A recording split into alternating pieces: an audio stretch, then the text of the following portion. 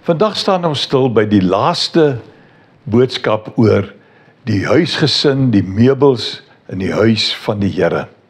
En ek praat met jou oor interessante mense. Mense wat gesterf het en opgewek is. En dan gebruik word om 'n boodskap oor hulle verlossing uit te dra. Elke keer wanneer iemand wat gesterf het, lewendig word, is uiteraard 'n wonderwerk. Lees gerus saam met my Esegiel 37 vers 11 en 12. Die Here het vir my gesê, mens, al hierdie bene stel die hele Israel voor. Hulle sê, ons bene is uitgedroog, ons het geen hoop meer nie, dit is klaar met ons.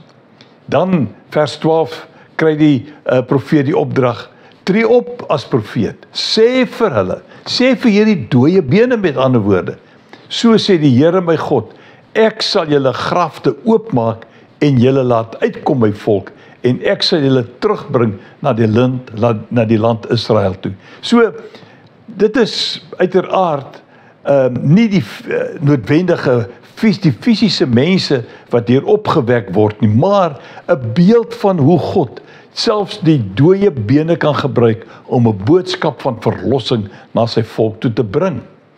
In 2 Konings 13 vers 21 gebeur iets baie besonder. Toe mense op 'n keer besig was om iemand te begrawe, sien hulle skielik 'n bende. Hulle het die man se lyk, die een wat hulle wou begrawe, in Elisa, die dooie Elisa, se graf gegooi. Toe die lyk aan Elisa se bene raak, het die man lewend geword en regop gaan staan. Dit was 'n getuienis oor wie Elisa eintlik was, dat selfs sy bene 'n dooie kan laat opstaan. In Matteus 27 vers 21 tot 53 word daar vertel van die oomblik toe die voorhangsel van die tempel van bo tot onder middeldeur skeur, het die aarde geskud en die rotse het uitmekaar gebars. Grafte het oopgegaan en baie gelowiges wat dood was, is opgewek. En hulle het uit hulle grafte uitgegaan. Na Jesus se opstanding het hulle in die heilige stad gekom, waar hulle aan baie mense verskyn het. Ek wonder hoe dit gevoel het, om as 'n dooie, opgewekte mens te kan praat oor wat met jou gebeur het.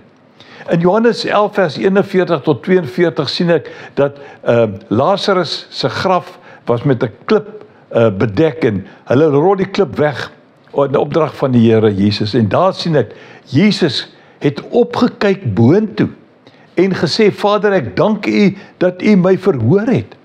Ek weet dat U my altyd verhoor, maar ek sê dit ter wille van die mense wat hier rondom staan, sodat hulle kan glo dat U my gestuur het.